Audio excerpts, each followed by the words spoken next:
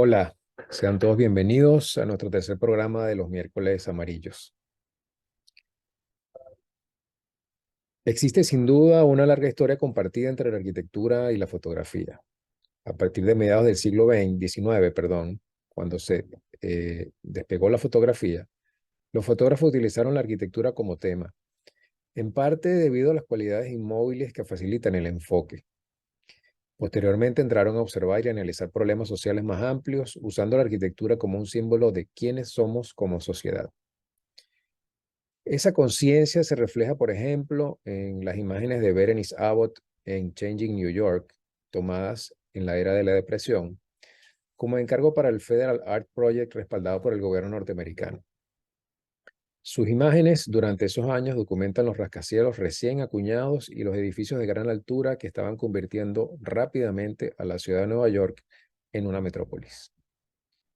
En otra aproximación, Walker Evans fotografió bajo un criterio documental los artefactos arquitectónicos de las comunidades rurales, generalmente pobres, donde los edificios como casas de agricultores arrendatarios, puestos de carretera e iglesias en la ciudad, ocupan un lugar destacado, bajo una mirada que revelaba la vida y la tradición estadounidenses en una época de catástrofe económica. A pesar de ello, no todos los fotógrafos que han retratado arquitectura lo han hecho con una mirada crítica. Después de que Lucien Hervé enviara a Le Corbusier fotografías que tomó de sus edificios en 1949, el fotógrafo se convirtió así en colaborador del famoso arquitecto. Al respecto, Corbusier le dijo a Hervé que tenía alma de arquitecto. Así, el arquitecto suizo probablemente entendió desde el principio que, a menos que su trabajo pudiera ser visto por las masas, su influencia podría tocar techo. Otros ejemplos notables de estas colaboraciones entre arquitecto y fotógrafo son la de Walter Gropius y el fotógrafo Lux Feininger de la Bauhaus, Frank Lloyd Wright y los fotógrafos Henry Furman y Pedro Guerrero, y Richard Neutra y Julius Schulman, fotógrafo en una de las iniciativas editoriales más importantes para una cultura visual arquitectónica, las Case Study Houses, desarrolladas entre 1945 y 1966, cuya mirada a la vivienda industrializada de posguerra intenta inyectar glamour y aspiración para vender un estilo de vida doméstico. Por otro lado, el reconocido fotógrafo Ezra Stoller, quien trabajó registrando obras de Frank Lloyd Wright, Louis Kahn y Philip Johnson, tomaba fotografías que representaban en sí mismas una manifestación de las características de la arquitectura que se construía en su época. Formas elegantes, simples, limpias y directas. Su éxito fue tal que su nombre se convirtió en un verbo y tener un edificio estolarizado, es decir, fotografiado por él, tenía un gran valor. Así cada artista viabilizó el trabajo del otro. Fotógrafos más contemporáneos como Iwan Ban han querido documentar con un trabajo más teñido de defensa otras caras de la arquitectura fotografiando a los ocupantes ilegales de la abandonada Torre David en Caracas o realizando la toma aérea de una Manhattan oscura y azotada por el huracán que decoró la portada de la revista New York. Hoy en día la fotografía de arquitectura se ve con mayor frecuencia en el contexto del marketing deslumbrante, para nuevos museos y espacios para eventos, o tal vez para atraer inquilinos a nuevas torres residenciales en las ciudades.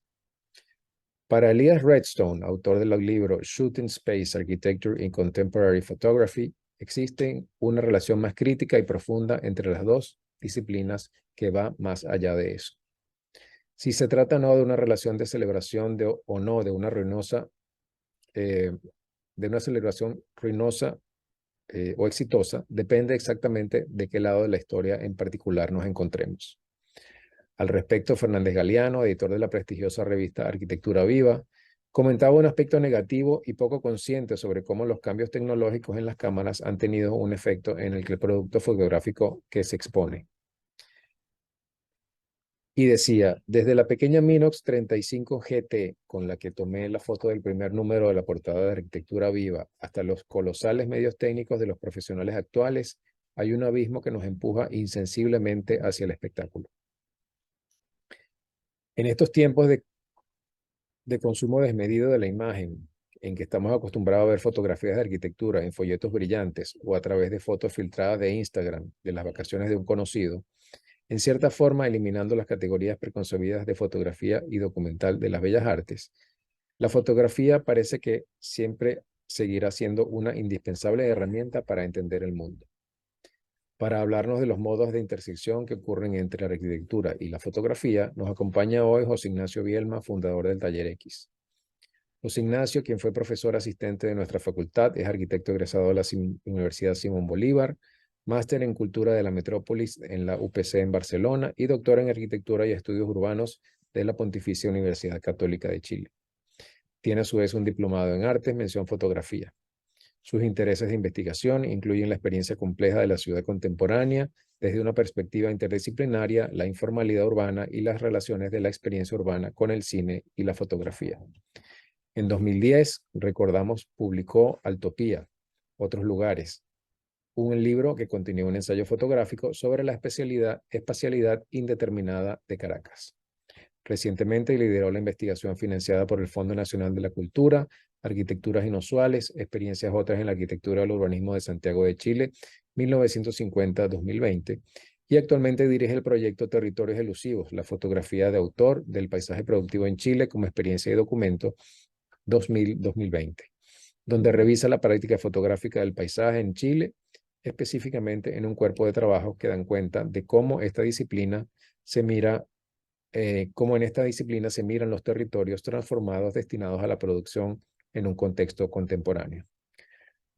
José Ignacio, buen amigo, con una mirada curiosa, hoy mantiene una práctica fotográfica vinculada a la ciudad, el paisaje y la arquitectura, con énfasis en el uso de la fotografía para investigación en arquitectura, arte y ciudad, y es profesor asistente del Departamento de Arquitectura de la Universidad de Chile.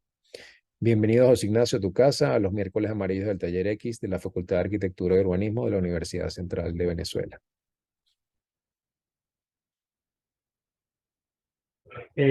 Bueno, lo que yo traigo son unos comentarios sobre las relaciones entre fotografía y arquitectura, que creo que Iván mencionó algunas, que son las más conocidas, las más directas, pero que bueno, que también hemos tratado como de darle alguna vuelta y organizar las cosas de otro modo, porque son dos disciplinas, bueno, una antiquísima y la otra en teoría reciente, que como comentábamos también, en un mundo sobrecargado de imágenes, a veces pensamos o tendemos a pensar que lo fotográfico ha perdido vigencia, ha perdido valor, y yo tengo confianza y tengo fe en que lo fotográfico, en la medida que está como en contacto, en relación, en discusión con otras disciplinas, con otras situaciones, con otras experiencias de nuestra cotidianidad, pues lo fotográfico siempre va a tener un valor, incluso en esa explosión, esa diseminación, donde ahora todos somos fotógrafos y hacemos miles de fotos que nunca vemos y que nunca nadie ve y que se van como guardando ahí en dispositivos y en eso que llaman la nube. ¿Por qué fotografía y arquitectura? ¿Qué tienen que ver fotografía y arquitectura?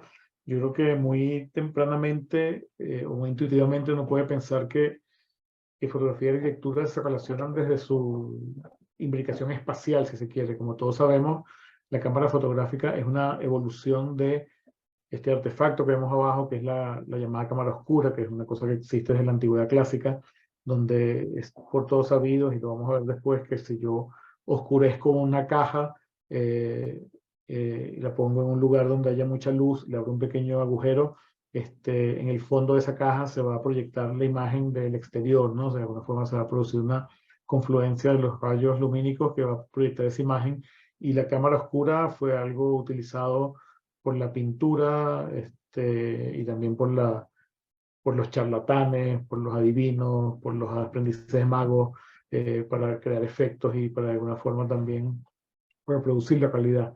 La única diferencia entre una cámara oscura y una cámara fotográfica es que la cámara fotográfica nos permite hacer que esa imagen permanezca, que esa imagen sea captada y pueda ser por lo tanto después compartida, reproducida y en el contexto actual diseminada muy ampliamente gracias a la digitalización.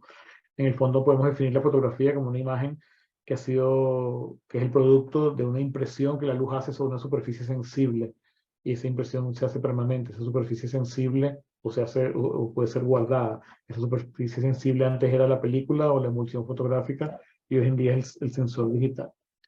Entonces, ¿por qué fotografía y arquitectura? Bueno, desde la primera foto, esto que está acá es la primera foto, la primera foto exitosa, porque básicamente una foto se define como foto en la medida que permanece que puede ser guardada, que puede trascender, porque anterior a esto, utilizando cámaras oscuras, incluso con lentes, algunas personas pudieron imprimir imágenes sobre superficies, pero estas imágenes se desvanecían, se borraban al poco tiempo. Entonces, esto que es la primera fotografía que pudo permanecer, bueno, hasta el día de hoy, que en realidad esto es una copia de la primera fotografía, es de Joseph Niels, y es una fotografía de su granja, de la granja de su familia en Le Gras, en Francia, que tiene la particularidad que su tiempo de exposición fue de 8 horas.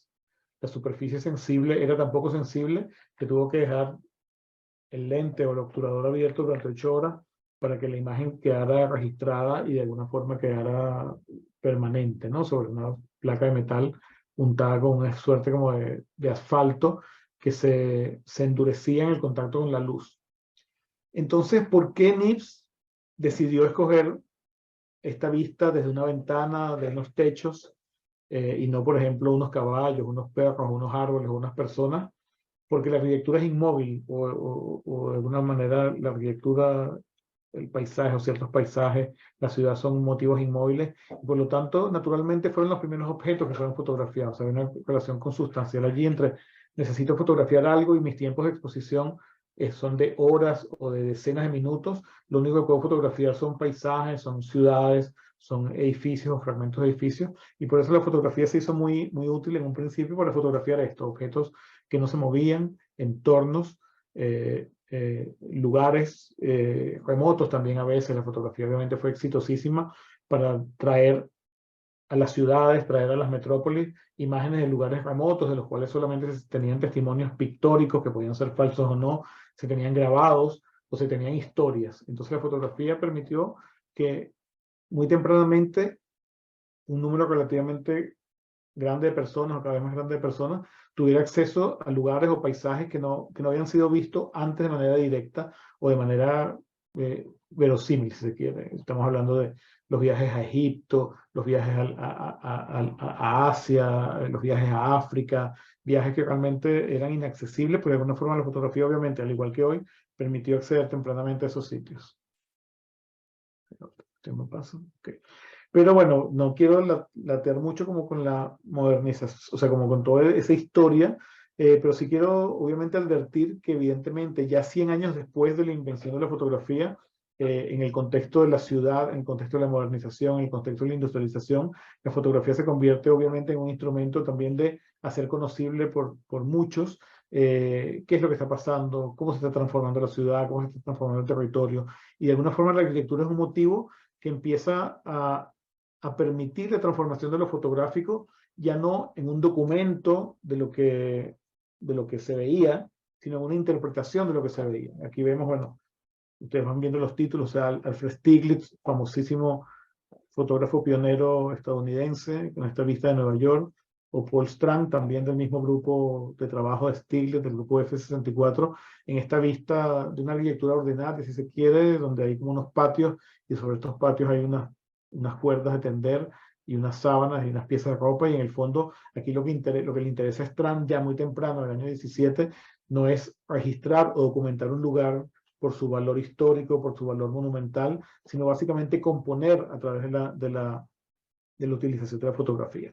Entonces ahí vamos a conversar hoy como de varias de estas posibles relaciones entre fotografía y cómo ver o cómo puede de alguna forma dar cuenta de la arquitectura. Básicamente quisiera como que nos enfocáramos en 3 discusiones.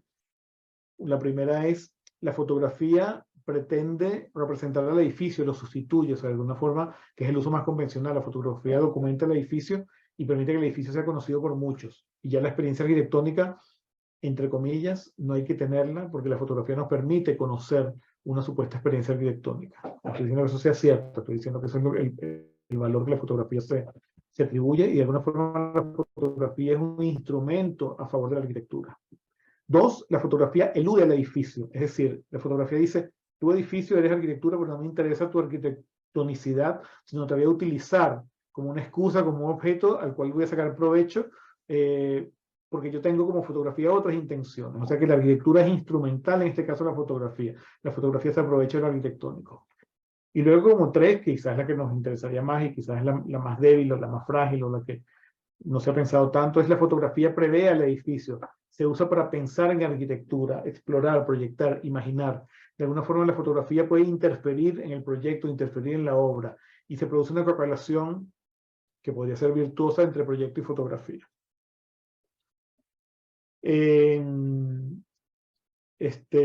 Iván mencionó a Edward Stoller y cómo estolerizaba algunos edificios.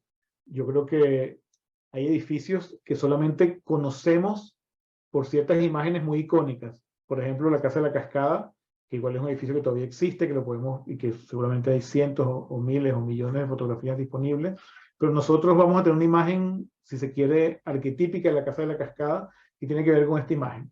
Esta imagen, uno de los primeros que lo toma es Edward Stoller, fotógrafo, importantísimo fotógrafo de arquitectura estadounidense, el cual fotografiaba la arquitectura más importante de su época, sobre todo en los Estados Unidos. Bueno, no era estadounidense, él era, creo que era danés y había emigrado chico a los Estados Unidos. Pero Stoller nos dice a nosotros cómo es la Casa de la Cascada, y nosotros como arquitectos con muchos años de experiencia, como estudiantes, como conocedores, vamos a tener esta imagen de la Casa de la Cascada. O sea que de alguna forma la fotografía instituye a la arquitectura como hecho cultural. En el segundo caso, la fotografía se aprovecha de la arquitectura. Hay este pequeño quiebre en esta baranda de hormigón, y sobre este quiebre aparece una hoja, y la fotografía aprovecha la oportunidad y capta una condición que en este caso es un detalle, pero que perfectamente podemos entender que hay una construcción humana que ha dado lugar a la posibilidad de esa fotografía. Y la tercera aproximación tiene que ver con esto, o sea, como ciertos arquitectos en su práctica han utilizado la fotografía no solamente para representar al edificio como un a posteriori, sino para representar el proceso de creación del edificio, e incluso intervenir con la creación o el proceso de creación del edificio a través del juego fotográfico, como en este caso de Enrique Miralles y sus famosísimos collages fotográficos con los cuales él visitaba el sitio, pero no solamente visitaba el sitio, sino que visitaba la obra, en ejecución, después visitaba el edificio o el lugar ejecutado, y de alguna forma iba retroalimentando, iba pensando siempre en este proyecto que tenía que ver con la repetición y con la movilidad, o como con la repetición de lo ligeramente diferente, que lo partía desde una primera observación que muchas veces era fotográfica. Entonces, si profundizamos ahora en cada uno de estos tres aspectos, pensemos en esto: fotografía y arquitectura, ¿para qué sirve? ¿Cómo deja de ser útil esta fotografía? Aquí una cita de un conocido crítico fotográfico, historiador de la fotografía, que dice: puede que no sea posible poseer un edificio, al menos no del modo en que es posible poseer una pintura o una escultura, ¿no? O sea, como que equivalemos el edificio a hacer una obra de arte, una pieza de arte, pero no lo podemos poseer, no lo podemos comprar, no lo podemos exhibir en nuestra casa. Pero quizás la fotografía sí que permite poseer la arquitectura. Con esto quiero decir, y quizás Walter Benjamin también, que mientras que un edificio es propiedad de alguien y es utilizado, una fotografía de un edificio puede aislar, definir, interpretar, exagerar o hasta inventar un valor cultural. O sea que la fotografía, como en el caso de Stoller, por ejemplo, inventaba o interpretaba o definía una imagen de la Casa de la Cascada, que para nosotros arquitectos se hizo, ¿cómo se llama? Se hizo arquetípica, y así lo puede hacer con muchas obras. Podríamos incluso llegar a decir que el valor cultural de los edificios es lo que denominamos arquitectura, y que es inseparable de la fotografía. O sea que de alguna forma la fotografía en el siglo XX inventó la arquitectura, le otorgó un valor cultural, la hizo, como la fotografía en sí misma, reproducible, la hizo visible por muchos. Es impensable imaginarnos cómo hubiéramos conocido toda la arquitectura del siglo XX si no hubiera sido a través de la fotografía. O sea, es imposible viajar, imposible verla toda, imposible también conocerla realmente a través solamente de los planos, a pesar de que obviamente la fotografía es un medio limitado para la representación arquitectónica. O sea, nos da una sola vista, un conjunto de vistas, nos impide el movimiento, nos impide lo áptico, nos impide la percepción de escala, la percepción del hecho social que sea allí, o sea, o de alguna forma, si nos lo impide, nos lo mediatiza. Entonces ahí la fotografía tiene sus pros y sus contras, porque si bien inventa la arquitectura como hecho cultural, o ayuda a difundirla, de alguna forma también promueve una visión, si se quiere, objetualizada de lo arquitectónico, que obviamente durante el siglo XX fue bastante común. Entonces vemos esto, quizás la primera fotografía de Notre Dame de París, de 1850 probablemente, en el marco de lo que los franceses llamaron la misión heliográfica. La misión heliográfica fue, o sea, en Francia el Consejo de Monumentos francés, o una especie como de primera entidad de conservación de la arquitectura francesa, contrató a 5 fotógrafos y les dijo: tú te vas al norte, tú al sur, tú al este, tú al oeste, tú te quedas en París y me fotografían todo. Todo lo que, todo lo que crean que es importante, que valga la pena conservar, me lo fotografían.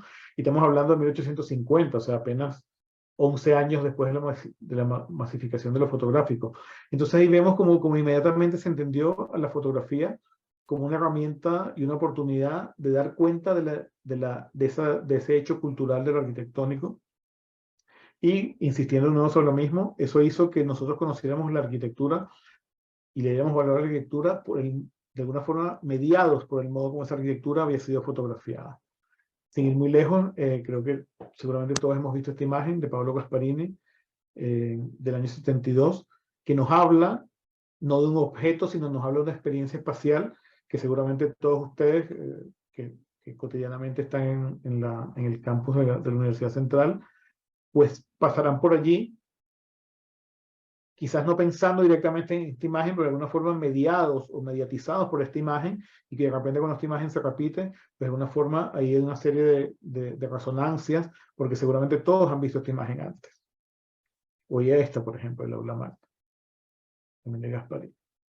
Entonces, en ese sentido, la fotografía, así como puede dar lugar a enaltecer grandes arquitecturas, paradójicamente, cuando está bien hecha, puede dar lugar, si no a enaltecer o a valorar, por lo menos a preguntarnos sobre otras arquitecturas quizás más ordinarias o menos trascendentes, como por ejemplo ese trabajo de Catherine Opie sobre los minimoles estadounidenses de los coreanos, o sea, tan específico como eso. Y cuando está fotografiado de esta forma, ella nos dice: esto que para ti es cotidiano, de repente puede poseer o puede tener unos valores trascendentes o unos valores que para ti antes no eran evidentes. O por ejemplo, cuando la misma autora hace lo mismo con estas autopistas, ¿no? Como que de alguna forma está como dándole, o sea, por lo menos haciéndonos preguntar sobre los valores espaciales, culturales o experienciales que pueden haber en ciertos sitios que para nosotros antes pasaban desapercibidos. Y esto a través de mediarlo a través de la fotografía. Entonces, insistiendo sobre esta idea, como dice Elio Piñón, el fotógrafo de arquitectura mira para que los otros vean, o sea, tiene ese papel como de pionero, una mirada, si quiere, colonizadora o pionera sobre el espacio. Su papel es entender el edificio, traducirlo. Su rol es totalmente instrumental, o sea, el fotógrafo de arquitectura no debe inventar demasiado, debe tratar de transmitir esa experiencia espacial guiado por los argumentos, guiados por el propio edificio o por los argumentos que el proyectista le da. De alguna forma, la fotografía de la arquitectura, entendida en este contexto, es sencillamente otro modo de representación de la arquitectura, así como pueden ser las plantas, las secciones, bueno, los renders que se parecen demasiado a una fotografía, y de alguna forma le da acceso, a diferencia de estos otros modos de representación planimétricos o diagramáticos, a un público no especializado, o sea que de alguna forma el público no especializado accede a la arquitectura también por esta fotografía. Hay un caso muy curioso, paradigmático, y es el pabellón de Barcelona, construido en 1929 por Mies van der Rohe. Quizás muchos de ustedes lo saben, pero para que no lo sepan, este pabellón solamente estuvo construido 6 meses y después en 1986 se reconstruyó. Entonces, nosotros los que estudiamos arquitectura en finales de los 80, principios de los 90, donde ya estaba reconstruido el pabellón, pero todavía no tenemos acceso tan rápido a esas imágenes nuevas, conocimos el pabellón de Barcelona a través de 9 o 10 fotografías en blanco y negro, todas tomadas en 1929, por una empresa alemana que vino y que guiados por Mies van der Rohe fotografió el pabellón. Entonces, uno de los 3 edificios más importantes del siglo XX, para nosotros totalmente paradigmático, solamente era conocido por nosotros a través de sus dibujos y 6 o 7 o 9 fotografías que fueron tomadas en ese año y nada más. Y sin embargo fuimos capaces de entenderlo, no sé si de vivirlo, de analizarlo, de discutirlo, de cuestionarlo, etcétera, y todo eso mediado por fotografías, que son estas, ¿no?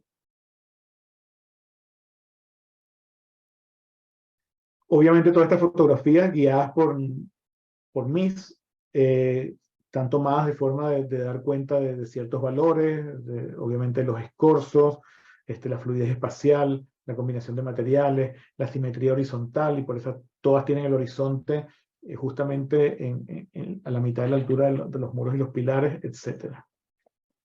Cuando se reconstruye el pabellón de Barcelona en 1986, pues nada, se hizo la fiesta y todo el mundo empezó a fotografiar el pabellón de otra manera, porque para qué había que volver a repetir las 9 o 10 fotografías que ya habían sido vistas por todos, y entonces empezamos a ver fotografías que a primera vista parecen muy normales, pero que por ejemplo rompen una idea tan estable del pabellón como era la simetría horizontal. En la medida que yo desplazo la altura del punto de vista, pues el pabellón deja de ser horizontalmente simétrico, o en la medida que uso un lente gran angular, pues produjo unas deformaciones que nunca habían sido vistas, o en la medida que el fotografía del alzado produjo una imagen que nunca antes había sido tomada del pabellón, o por lo menos nunca antes había sido reproducida y difundida. O por ejemplo trabajo con el tema de los reflejos, que no era un tema que se pudiera conocer, quizás se podía intuir, pero no se podía conocer hasta que el pabellón no es reconstruido y es de nuevo fotografiado, porque además fenomenológicamente la fotografía da cuenta de cosas que uno no ve cuando está en el sitio. O sea, el tema de los reflejos, las transparencias parciales en función de la luz y de la sombra, uno o sea, el cerebro humano de alguna forma como que las anula cuando está percibiendo el espacio, y es a través de la fotografía que uno las puede volver a mirar, o las puede mirar realmente tal cual como son. O por ejemplo fotografías como esta, donde hay una composición excesivamente o muy pensada a través por ejemplo, el establecimiento de esa línea vertical en el techo, o sea, la perspectiva centrada allí, pero la imagen desplazada, o sea, desplazada del centro, y así, o por ejemplo, la fotografía que muestra la arquitectura puede fijarse en los detalles, puede fijarse en los materiales, o sea, tan duros y tan trascendentes como el acero, el vidrio y la piedra, o tan, en teoría, tan frágiles como la cortina de terciopelo. Entonces, de alguna manera, la fotografía tiene ese papel y desde muy temprano lo ejerce, lo establece, lo utiliza, se aprovecha de él, como por ejemplo hicieron Robert Hitchcock y Philip Johnson en 1932, cuando hicieron este importantísimo libro, El estilo internacional de arquitectura de 1922.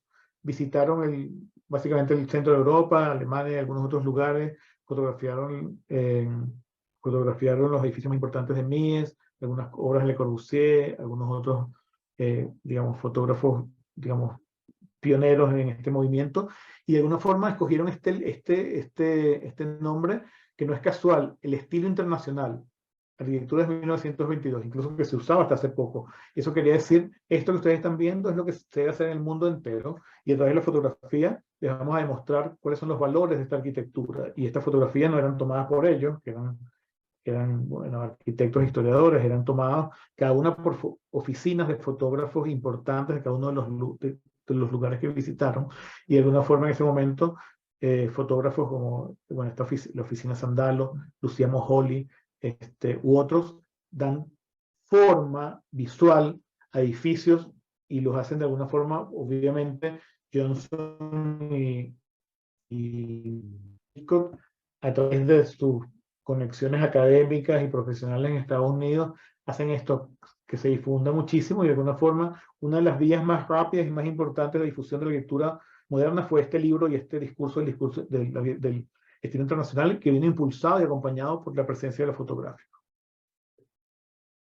Iván también nombró las Case Study Houses, y también de alguna forma fue la fotografía la que le dio impulso, valor y legitimación a un tipo de arquitectura también, en este caso ya muy común hacia los años 50 y 60, y que de alguna forma se vio reforzada por otro pilar de la difusión, ¿cómo se llama? Arquitectónica, que eran las revistas de arquitectura. Entonces empezó a aparecer esta combinación que yo creo que todavía, a pesar de que ya las revistas de arquitectura obviamente en el espacio digital se comportan de otra forma, pero que todavía es válida el día de hoy, que es el gran reportaje sobre un edificio, en este caso sobre una casa de Pierre Koenig, donde tenemos una gran foto de su espacio más icónico, un texto, una combinación luego de fotos más chicas que de alguna forma nos permiten conocer los exteriores e interiores de ese edificio, y luego algunos dibujos en tamaño pequeño que de alguna forma complementan o permiten como ubicar o comprender como ya la parte como, si se quiere, morfológica del edificio que estamos viendo. Pero la fotografía, obviamente con todo su contenido propagandístico, por llamarlo de alguna forma, ideológico, apologético, de un modo de vida, etcétera, es la que se encarga de dar como forma a esto que estamos viendo en estos reportajes, que bueno, fueron sumamente comunes, y este tipo de publicación de un edificio se hizo común en Europa, en los Estados Unidos, en América Latina, en África, en todas partes, y hasta el día de hoy ustedes agarran cualquier revista de arquitectura famosa, no tan famosa, y es un tipo de, digamos, de publicación que sigue existiendo. En esa misma línea, bueno, las revistas de arquitectura se aprovecharon de la fotografía, y los fotógrafos se aprovecharon de la revista de arquitectura. Cuando yo estudiaba, yo quería ser él. Él es Isao Suzuki, el fotógrafo de la revista Croquis, o uno de los fotógrafos de la revista Croquis, que como ustedes saben es una revista muy importante que hacia los años 90 tuvo un crecimiento brutal, y este señor japonés, paciente, y muy bien equipado, viajaba por el mundo entero fotografiando los grandes, pequeños y medianos edificios que la Croquis publicaba. O sea, yo creo que, si no todas, en esa época el 80-90% de las fotografías de la revista Croquis eran tomadas por él, y de alguna forma la revista Croquis obviamente fue un medio de difusión en español, pero también fuera del ámbito hispanohablante de la arquitectura, y lo sigue siendo hasta el día de hoy. Él nos dio imágenes tan, ¿cómo se llama?, tan pregnantes y tan conocidas, o quizás para muchos de ustedes, como esta, por ejemplo, y acompañado de él ha habido una serie que no es el caso aquí de entrar en detalle, como de fotógrafos arquitectónicos muy importantes, como Luis Casal y su famoso reportaje sobre el Museo de Arte Romano de Mérida,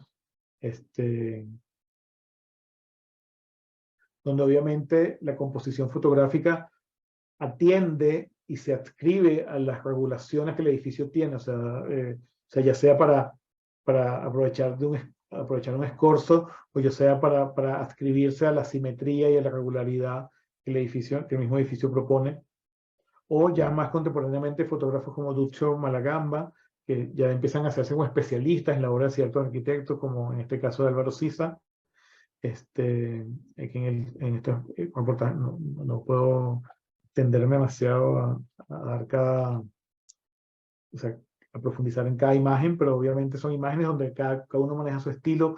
En el caso de Malagamba, la introducción de las pequeñas escalas humanas, a veces en movimiento, a veces fijas, que nos contextualizan el espacio.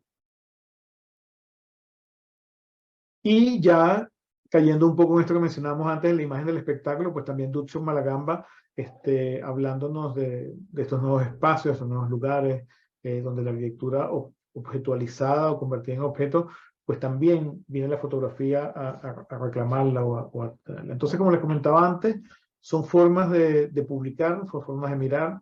Hay diría, no un exceso porque sean muchos y deben haber menos, pero hay una enorme cantidad de fotógrafos de arquitectura muy aptos, que saben interpretar los edificios, que tienen los medios técnicos para hacerlo de manera espléndida, y que, bueno, que nos inundan con esa cantidad de imágenes, y de alguna forma uno se pregunta, pero ¿qué estamos viendo? O sea, ¿cuál empiezas? Y es como si quiere la crítica, yo le hago en esta primera parte. O sea, ¿qué diferencia, no porque sean buena o mala, qué diferencia la fotografía de arquitectura y la fotografía de moda, de la fotografía de comida, de la fotografía de automóviles, de la fotografía, bueno, que también de arquitectura, de los hoteles o de los bienes raíces, que de alguna forma toma técnicas de la fotografía de arquitectura y las lleva como al máximo, la máxima artificialización? O sea, es una fotografía, creo que está llegando un momento de ser una fotografía muy instrumentalizada, con muy poco margen de maniobra, y que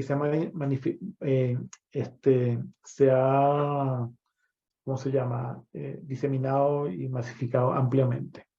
Hay diferencia, por ejemplo, Iwan Baan, que lo mencionaba Iván, que si bien trabaja para grandes publicaciones, pues también intenta, si se quiere, sacar provecho de la arquitectura, contextualizarla, establecer otro discurso que incluya a las personas, que incluya la cotidianidad, que incluya los lugares, como por ejemplo en esta imagen del centro Aliyev de Sahadi en Azerbaiyán, o esta imagen del Galaxy Soho en China, donde el reportaje van no refleja solamente el edificio, sino a quienes viven y cómo viven las personas que conviven o que coexisten con ese edificio, o en este caso, en este pabellón, donde lo importante es la interacción de los niños con esta arquitectura, o en este caso que mencionó Iván, su famoso reportaje sobre la Torre de David cuando estaba ocupada, donde en el fondo pareciera que no hay una arquitectura que fotografiar, sino más bien lo que hay que fotografiar es un proceso de cómo el edificio es ocupado, vivido, cotidianizado, etcétera, ¿no?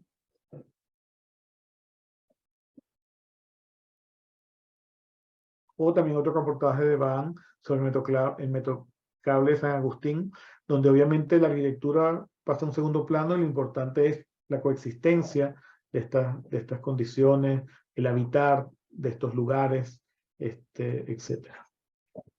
Bueno, esto obviamente, estos últimos ejemplos nos dan paso a la segunda, porque no son categorías estancas, nos dan paso a la segunda discusión, que es cuando la fotografía elude el edificio es una excusa de un objeto que es trascendido por la intención y representación fotográfica, y en este caso la fotografía se aprovecha de la arquitectura para desarrollarse. Volviendo al ejemplo del pabellón de Barcelona, me parece interesante porque en todas las categorías podemos hablar del pabellón de Barcelona. Empiezan a aparecer fotografías donde lo importante ya no es la arquitectura, sino el juego, la composición, la paradoja, el dar cuenta de situaciones o de cosas donde el fotógrafo no nos está mostrando el edificio, no le interesa hacer un reportaje sobre el edificio como lo que habíamos publicado en la revista, sino le interesa otra cosa. En este caso, que fue justamente producto de un llamado a una suerte de concurso y que por favor vengan y fotografíen el pabellón de otra manera, estamos hartos de ver las mismas fotos, y entonces Kai Fenderly nos propone este ensayo, donde si bien es la arquitectura la que protagoniza, pues hay como paradojas, hay cambios, hay nuevas miradas que se pueden buscar todavía. O sea, todo edificio está sujeto a ser visto de maneras diferentes, no solamente cuando lo vivimos, sino obviamente también cuando lo fotografiamos. O por ejemplo, en esta serie de Thomas Roth, un importantísimo fotógrafo alemán contemporáneo, sobre el pabellón de Barcelona. ¿Y qué nos hace Roth en esta foto? ¿Cuál es el juego? ¿Qué es lo que nos propone? ¿Y por qué lo hace? Bueno, si alguien quiere contestar puede hacerlo, pero bueno, creo que es obvio, ¿no? Como que Roth cambia el color de la cortina del pabellón de rojo a verde por procesos digitales y de repente nos descoloca, porque obviamente el papel de esta fotografía no es explicarnos cómo es el pabellón de Barcelona, sino decir, oye, el pabellón de Barcelona es una excusa para someterte a una operación, si se quiere, a los que conocemos el pabellón como de incomodidad o de incertidumbre, o etcétera, o sea, como de alguna forma hacernos pensar o movernos el piso, si se quiere. De esa misma serie, Thomas Roth en este caso hace estas fotografías movidas del pabellón de Barcelona en la fachada.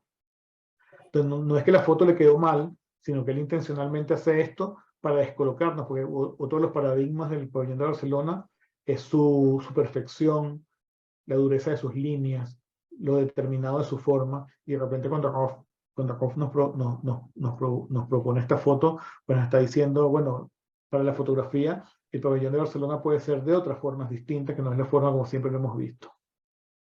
Este otro caso, que es la famosa fotografía de Jess Wall, que la utilicé un poco para dar como difusión a esta conversación, del año 99, que se llama Limpieza Matutina.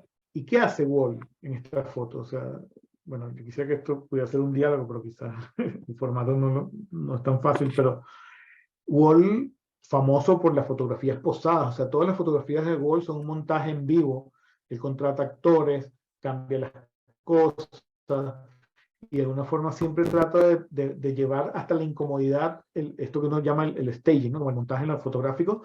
Nos propone una supuesta fotografía casual, abierta, sobre un momento de limpieza, supuestamente limpieza del pabellón. Pero la fotografía tiene muchísimas malas intenciones, no solamente por lo posada y artificial que se ve, sino, por ejemplo, bueno, obviamente esa limpieza implica que las cosas están desordenadas, que la alfombra está sucia, que el señor está como en esa posición tan incómoda, que la cortina está corrida.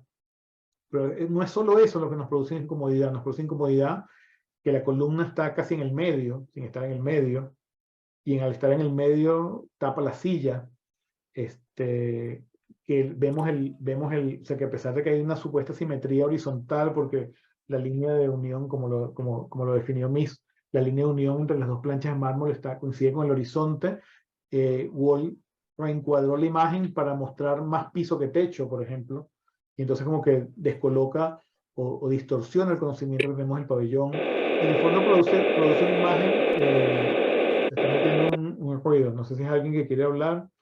eh, que Oh, listo, obviamente, listo. ya, ok. Entonces, de alguna forma, Wall nos desarma el pabellón de Barcelona, no porque tome una fotografía en un momento casual, natural, etcétera, sino porque monta o dispone de una serie de decisiones que tratan de dar esta idea como si se quiere desarmar el pabellón de Barcelona. Entonces, obviamente, el centro de esta imagen no es el pabellón, es las operaciones que Wall hace con el pabellón. Esta es una tradición que no es nueva. Si nosotros nos vamos a la década de 1920, ya los arquitectos fotografiaban, perdón, los fotógrafos fotografiaban la arquitectura para sacar provecho de ella como oportunidades compositivas y no para dar cuenta cómo es el edificio, como en este caso en la operación que Werner Mantz hace con las ventanas y las sombras sobre este edificio en Colonia, o las famosísimas fotos de Laszlo Moholy-Nagy de la Bauhaus a la derecha, pero también de un edificio cualquiera a la izquierda, donde en el fondo lo que está en el plano fotográfico está allí para componer, para crear tensión, para crear movimiento y no para explicarnos cómo son esos edificios. Parecido a Albert Rangel Patch y todo su discurso objetivista y apologético de Alemania, por ejemplo, sobre Alemania. Y así, por ejemplo, Lucien Hervé, que lo mencionó Iván al principio, que fue el fotógrafo preferido de Le Corbusier, con un reportaje fotográfico importantísimo en la unidad de habitación de Marsella. La historia de Hervé es bien curiosa porque Hervé lo contrató una revista, el Architecture d'Aujourd'hui, si no me equivoco, lo contrató para hacer un reportaje de la unidad de habitación cuando estaba en construcción. Hervé fue, tomó las fotos y a la revista no le gustaron las fotos, porque no eran las fotos, digamos, icónicas, clásicas de un edificio, sino eran fotos más de este tipo.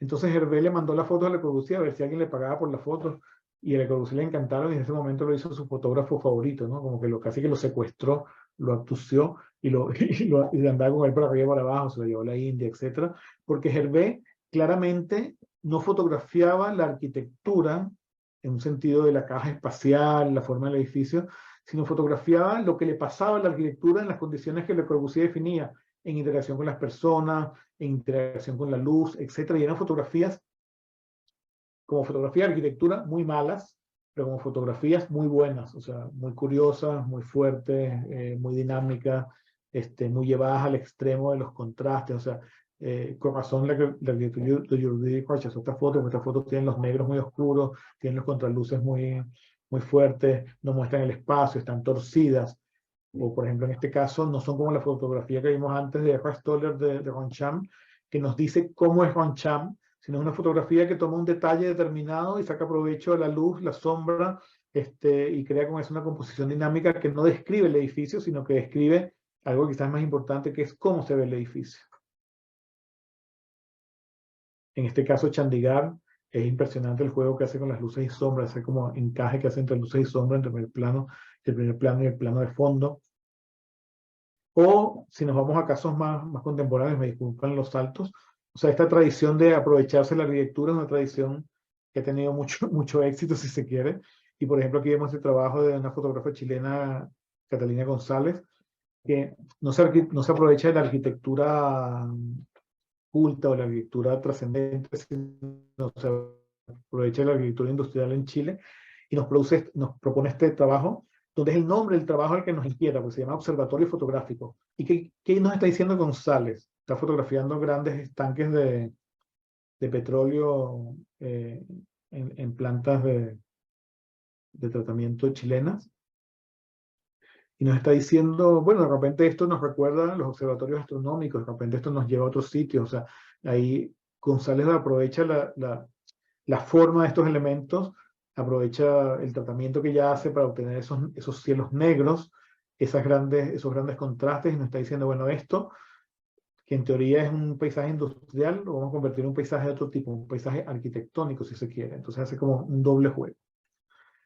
Es imposible no ver estas imágenes sin acordarnos de estos otros enormes fotógrafos modernos, los esposos Bernd y Gila Becker, que trabajaron incansablemente entre los años 60 y los años 2000 en registrar arquitectura industrial en Europa y en los Estados Unidos, arquitectura industrial que estaba quedando obsoleta, y ellos, su intención inicial era eso, o sea, esta arquitectura va a desaparecer, esto lo van a demoler, esto ya no sirve, iban y sistemáticamente invirtiendo grandes medios técnicos y humanos, viajando ellos dos con sus hijos chicos y todo eso, hacia esta fotografía que técnicamente son bien complejas por la dimensión que estos elementos tienen, por la consecución del punto de vista, por el momento climático preciso que necesitaban de estos cielos grises, la ausencia de las grandes luces, o sea, realmente, obviamente, las enormes cámaras de placa analógicas que utilizaban, y nos daban estas fotos que empezaron a circular en el mundo del arte. Ellos no se consideraban artistas, ellos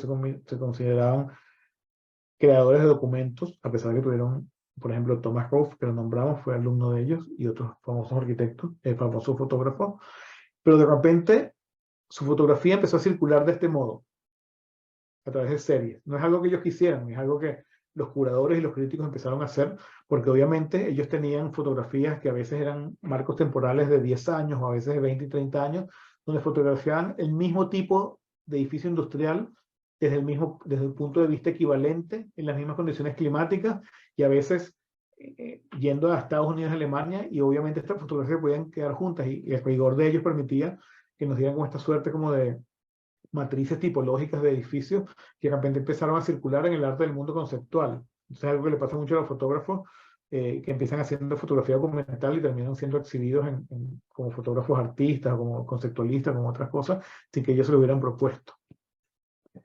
En ese mismo orden de ideas está Luigi Giri. No voy a leer esto porque en el fondo lo que dice es que su fotografía de arquitectura trata de oponerse o de distanciarse de la fotografía de arquitectura comercial, porque para él la fotografía de arquitectura comercial da una suerte de naturalezas muertas. Y él quiere nuevas formas de fotografiar la arquitectura, como por ejemplo esta fotografía del Panteón. Por fin una fotografía del Panteón no incluye el óculo, ni incluye el tambor, ni incluye el frontón, es más bien una fotografía de lo que pasa en la calle con el Panteón. O en su trabajo que hizo durante muchos años con Aldo Rossi, Giri era el fotógrafo favorito de Aldo Rossi, arquitecto importantísimo en la década de los 80 y de los 90. Y en el trabajo que Giri hace de Rossi, por ejemplo, en este caso el cementerio de Módena, se aleja de las visiones que la arquitectura de Rossi como que de una forma determina sobre la simetría, el objeto, etcétera, y empieza a trabajar la fotografía de Rossi como una suerte de encuentro en el paisaje para la satisfacción de Rossi. Por cierto, no es que a Rossi no le gustara esto, o sea, al contrario, a él le gustaba ser visto de un modo no tan obvio. Por ejemplo, quizás esta es una de las fotos más incómodas del cementerio de Módena, porque si vemos el edificio quedó reducido a esa pequeña línea de allá abajo, esa cumbrera, o esas dos chimeneas, y lo que le interesa a Giri es la relación tensa entre esa línea y el cielo, que prácticamente uno no distingue, porque cromáticamente es como lo mismo, ¿no?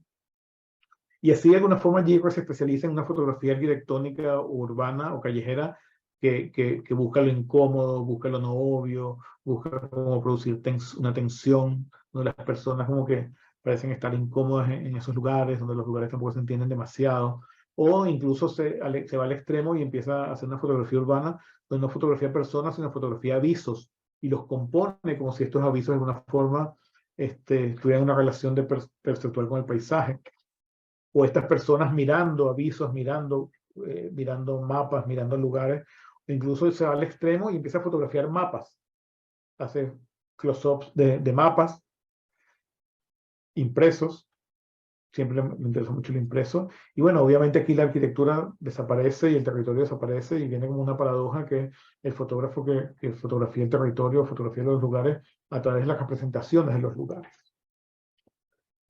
Thomas Struth, otro famoso fotógrafo alemán, también alumno de Virginia Beca.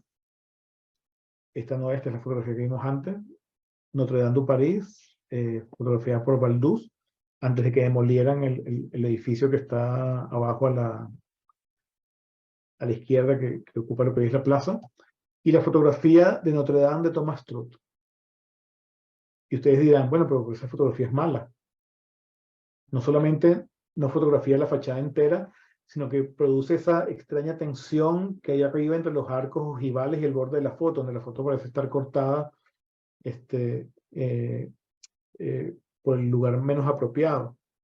Y además produce como esa distancia con esas personas, o sea, como que de repente dice, ¿por qué un fotógrafo hace esta foto? Y de nuevo es como que el fotógrafo, obviamente tratando de utilizar la arquitectura para decir otra cosa, para decir, quizás hablar sobre la obsolescencia del monumento, para criticar la industria turística, para mostrar desinterés en este objeto arquitectónico, etcétera. Y no es una foto que él tomó con el celular y pasó por ahí, o sea, él le tuvo que pagar 6.000 euros al gobierno municipal de París y no sé cuánto a un señor que vendía algodones de azúcar en la plaza para colocar una grúa, alquilar una grúa, colocar una grúa y subir una cámara de gran formato y hacer esta imagen. Porque le interesaba que el punto de vista no fue el punto de vista de siempre, sino que el punto de vista, por ejemplo, coincidiera con la línea de las estatuas o de las figuras que están al medio de la fachada. Y si analizamos la foto, nos damos cuenta que el horizonte coincide con los ojos de estos personajes. Entonces, de repente Struth está haciendo una foto que parece que hubiera sido hecho por alguno de ellos, que de repente se movió al frente e hizo la imagen. Y para ellos la fachada no es importante. O por ejemplo esta foto de Struth del Panteón de Roma, donde no se ve el óculo, pero se intuye. Y Struth nos comunica aquí cosas que a veces son poco comunicadas, como igual que en la fotografía interior, nos habla de la escala de este lugar, no nos muestra el óculo, pero nos muestra cómo el óculo determina el espacio. Si nosotros vemos el personaje que está adelante, el del suéter rojo, vemos su sombra y entendemos cuál es la luz que está bañando este sitio. Pero para eso no nos muestra el edificio, sino nos muestra una visión muy racionalizada, por cierto, muy técnica, de lo que es una experiencia, digamos, particular de este edificio. O en este caso, otra serie famosísima de Struth, que es sobre los museos. Y entonces, de nuevo, esta incomodidad, si nosotros vemos siempre en las fotografías de Struth, los personajes están en unas condiciones incómodas, no son personajes que estén que parece que estén disfrutando de estar en ese lugar turístico. Y vemos como que Struth nos comunica, es la sala del museo, la obra del museo y la relación, vamos a llamarla perceptual, pero si se quiere turística también de estos personajes con estas imágenes, ¿no? Otra famosa fotógrafa también alemana y también alumna de Virginia Beca es Candia Hofer, quien de nuevo sigue utilizando los edificios para decir algo que no es la representación arquitectónica de los edificios. Ella se especializa en lo que ella llama todas las instituciones que almacenan la cultura occidental, bibliotecas, teatros, museos y palacios.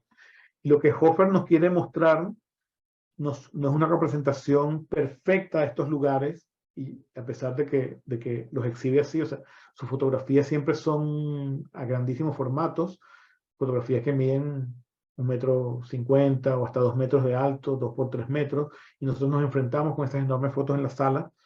Pues esas fotografías no tienen ningún tipo de tratamiento digital, no tienen ningún tipo de tratamiento artificial de iluminación.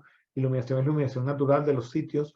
Y aunque ustedes piensen lo contrario, a pesar de que son fotografías con una enorme cantidad de detalles, donde nosotros nos podemos acercar y ver en sus versiones originales esos lugares perfectamente representados, ver casi que los lomos de los libros, a veces ver lo que dicen los lomos de los libros, son fotografías que son imperfectas en la medida, por ejemplo en este caso, donde la luz no está trabajada.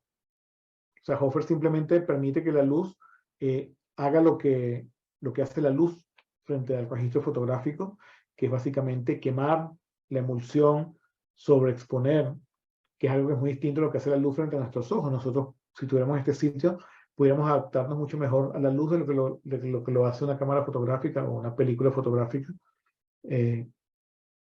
de ese momento, con los sensores digitales que hay actualmente. En cambio, ella nos presenta realmente una foto del espacio y no busca mostrarnos el espacio tal cual nosotros lo percibimos. Y para ella el valor del espacio son esta cantidad como de cosas que se liberan, que se difuminan, que se pierden en la representación fotográfica.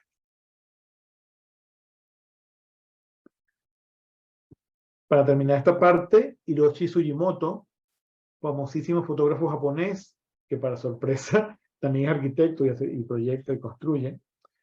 Sin embargo, yo creo que es uno de los fotógrafos que más odia la arquitectura. Él, por ejemplo, es premio Hasselblad de fotografía, que es como decir Nobel de fotografía. Bueno, Sugimoto tiene un premio Hasselblad de fotografía. Y él va y fotografía y ha fotografiado las obras icónicas de la arquitectura moderna del siglo XX de este modo, desenfocadas. Se trasladaba a los lugares, enormes cámaras, procesos análogos, para decirnos, aquí está tu arquitectura perfecta, de alguna forma se hace visible, se hace incómoda. Son los encuadres más clásicos, o sea, el encuadre clásico de la Villa Savoy, o un encuadre también clásico del Museo Guggenheim, de repente presentados de manera fuera de foco.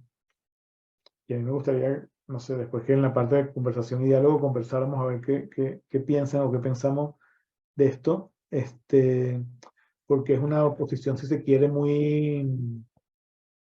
o sea, muy crítica con cómo los arquitectos vemos la arquitectura, cómo los arquitectos buscamos la perfección, buscamos la definición, buscamos la forma. Sugimoto nos dice, o sea, me sabe la forma, me sabe la perfección, o sea, en realidad sus edificios son así. Y bueno, de nuevo el pabellón de Barcelona, ¿no? O sea, utilizado, instrumentalizado por el fotógrafo, para el fotógrafo decir lo que le interesa decir. Bueno, y para ir como ya concluyendo y hacia la última parte, cómo la fotografía prevé el edificio, cómo la fotografía se usa para pensar en arquitectura. ¿Es eso posible? ¿Cuáles han sido las intersecciones, los encuentros entre arquitectura y fotografía? ¿Cómo la fotografía permite que la arquitectura explore? ¿Cómo interfiere de alguna manera la fotografía en el proyecto? O sea, ¿cómo se puede pensar una correlación entre proyecto y fotografía? No es un territorio demasiado fértil, no vayan a creer que, o sea, por lo menos yo no he encontrado cosas que me parecen convincentes, creo que hay más bien como exploraciones de mucho tipo. Y una manera que es obvia, que seguramente todos ustedes usan todos los días.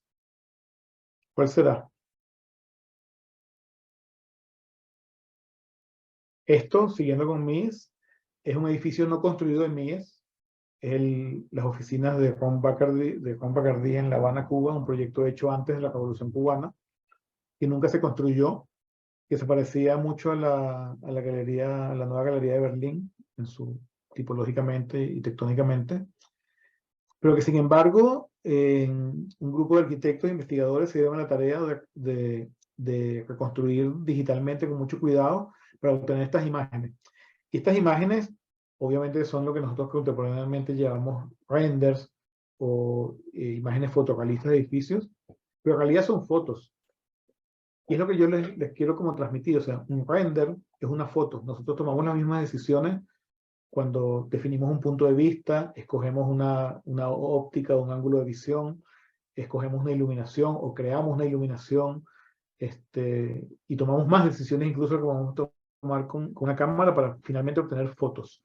Entonces esas fotos que nosotros tomamos a veces como producto final del proyecto, bien podrían tomarse en procesos intermedios del proyecto y ayudarnos a proyectar, no solamente como fotos, sino como secuencias espaciales, o sea, como que de alguna forma entender que cuando estamos pensando en un edificio también podemos prefotografiarlo en el proceso del proyecto. Entonces aquí para seguir tonteando con el pabellón de Barcelona, estos renders que no me parecen muy notables ni demasiado interesantes, nos permiten pensar en el pabellón de Barcelona de una manera ociosa. ¿Por qué voy a hacer un modelo fotorrealista en unas imágenes renderizadas de un edificio que existe?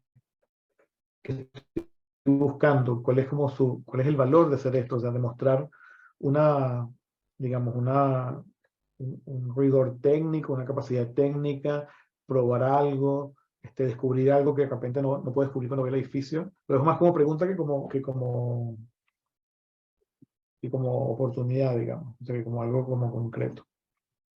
Bueno, pero volviendo a temas más directos, de repente tenemos a Tomás José Sanabria, que no es que fuera fotógrafo, que aparte de arquitecto, era aviador.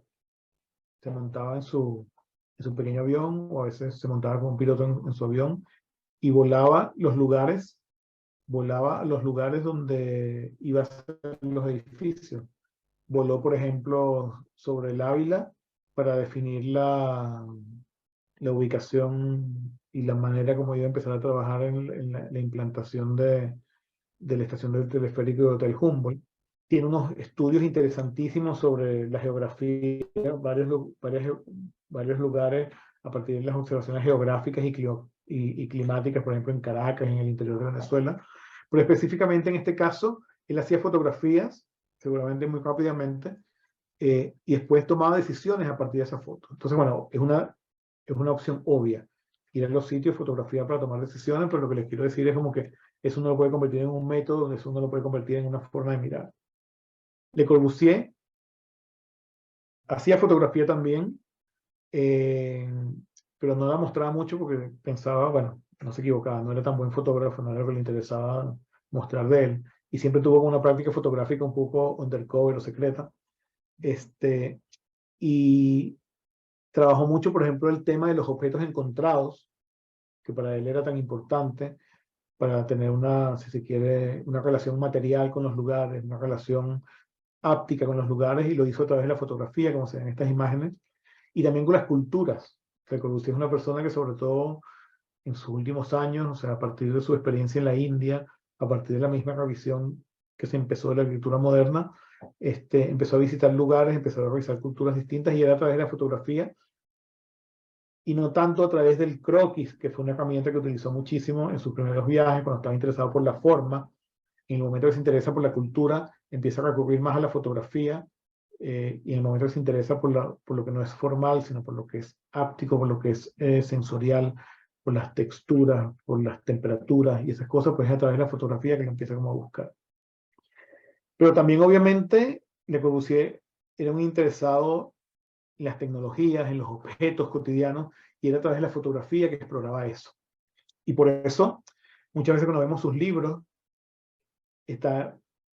hace este típico discurso corbusiano de relación entre imagen y discurso, o discurso escrito, o estas observaciones sobre la cultura material de la época, la hace a través de imágenes que a veces son fotográficas, a veces son diagramáticas, a veces son dibujos, pero no hechos por él, sino hechos por terceros. O sea, que recopilaba también imágenes, y esas imágenes las integraba a su discurso, a sus desarrollos, etc.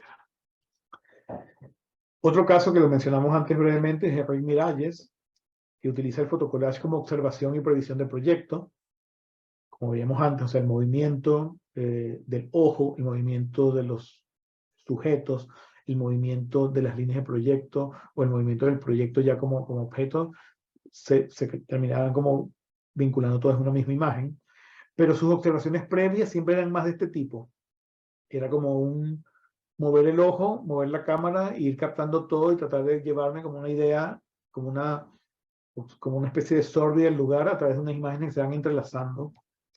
Y esas imágenes que se van entrelazando a veces nos hablan de una relación de las cornisas con el cielo, y nos llevan, por ejemplo, al mercado de Santa Caterina, que obviamente va a ser es uno de sus temas principales, o nos lleva a través de esta especie como de proyecto collage, que es como las pérgolas en Pared del Vallés, que hizo con Carme Pinós, un proyecto muy, muy temprano, del año 83, donde en el fondo no podemos dejar de pensar, o sea, aquí él está fotografiando el proyecto ya construido, pero el proyecto es también una superposición o un collage hecho de elementos del mismo tamaño, como las famosas fotografías 10x15 que se usaban tanto en esa época, y que él usaba para hacer sus collages. Y en el fondo se termina convirtiendo en un método de proyecto que es la superposición de elementos análogos o elementos similares que van por pequeñas variaciones, como superponiendo y estableciendo lo que es el campo del proyecto. O volviendo a Santa Caterina, las fotografías del mercado, de los mercados españoles, como como fuente de, si se quiere, y la técnica del collage como fuente de entrada a lo que fue posteriormente el desarrollo de las techumbres del mercado a través de la interpretación digital de la fotografía, a través de los píxeles y el uso del color, y que termina dando imágenes como esta, donde en el fondo, en esas imágenes, detrás de esas imágenes lo que hay son fotografías de productos vegetales en exhibición. Entonces aquí vemos una fotografía, si se quiere, entra mucho más. O de nuevo Thomas Roth, alumno de los Beca, y que ha colaborado de manera muy cercana con Herzog y de Meuron, por ejemplo, haciendo las fotografías más famosas de sus edificios, pero haciendo fotografías que el mismo Roth dice que son totalmente falsas. Nunca corresponden a puntos de vista posibles, siempre son montajes, intervenciones digitales, pero se dejan ver como de una manera como muy natural. Por ejemplo, este edificio está fotografiado de una forma imposible, porque este edificio está muy cercano a una ladera y sería imposible fotografiarlo así. O este edificio, el famoso edificio de la Galería Goetz, también fotografiado de una manera imposible, porque en realidad este edificio está implantado en un lugar donde hay unos árboles. Pero Roth, de alguna forma, es un fotógrafo poco purista, que tiene una visión también poco purista, una relación poco purista con la arquitectura, y lo que dice es que para Roth la reputada objetividad de la fotografía siempre ha sido sospechosa y el procesamiento electrónico no es menos manipulador que la selección hecha por una persona a través del lente. O sea que para Roth es equivalente quitar los árboles de la imagen que escoger un punto de vista. Y que en el fondo, de alguna forma, la fotografía empieza a ser como un proceso más en el proyecto arquitectónico, donde él toma un edificio dado y lo transforma a partir de las intervenciones fotográficas, pero en asociación con los arquitectos que de alguna forma terminan publicando sus edificios a través de las fotografías que Roth les hace. O en este caso mucho más directo y se quiere mucho más, ¿cómo se diría? Banal, hasta de alguna forma, como los famosos edificios de Ricola, de Herzog y Meuron, donde Roth aporta las fotografías con las cuales se van a serigrafiar los cristales de este edificio. Como ustedes saben, son fotografías de las hojitas de hierba con las que se hacen los caramelitos Ricola, famosos en Suiza. O en este caso, donde una biblioteca de una escuela técnica está serigrafiada a través de una serie de fotografías que Roth ha tomado de archivos de prensa para de alguna forma hacer ese juego muy directo entre biblioteca, lugar donde se acumulan conocimiento. Bueno, ese conocimiento acumulado también son imágenes, y esas imágenes se van a apoderar del exterior de la biblioteca de un modo como este, ¿no? De una forma como bien poco reinterpretado, si se quiere. Bueno, para terminar, dos casos chilenos. Cata González, una serie fotográfica, aquí nos vamos casi al otro extremo, que se llama Plataforma, y que son edificios de arena, fotografiados como si fueran edificios reales, y que vemos como de alguna forma es el fotógrafo el que produce una especie de arquitectura frágil, débil, insustancial, para fotografiarla como si fuera una arquitectura relevante. Y Nicolás Sáez, que se define a sí mismo como un arquitecto que hace fotografía. Yo pienso más bien que Nicolás es un fotógrafo que deshace arquitectura, con dos proyectos muy interesantes, que es que es una cámara mirador, que lo que es una cámara oscura hecha edificio y colocada en un sitio para que tú puedas entrar, como se ve en la fotografía de la derecha, subir, insertarse en un sitio donde una fotografía está siendo hecha. Se hace como en el interior de una cámara. Esa fotografía no va a trascender, no va a permanecer, no se va a quedar, pero tú vas a estar habitando un lugar, una experiencia que se habitó hasta el siglo XIX, pero que ya no se habita con tanta frecuencia, que es la habitar una cámara oscura. Y este otro trabajo que se llama Réplica Original, que es un trabajo bastante complejo, donde Nicolás Sáez lo que hace es encontrar antenas de telefonía celular en las ciudades periféricas o de mediana escala de Chile, sobre todo en la región central, fotografiarlas. Son esas antenas, esos árboles son antenas de fotografía celular, ¿cómo se llama?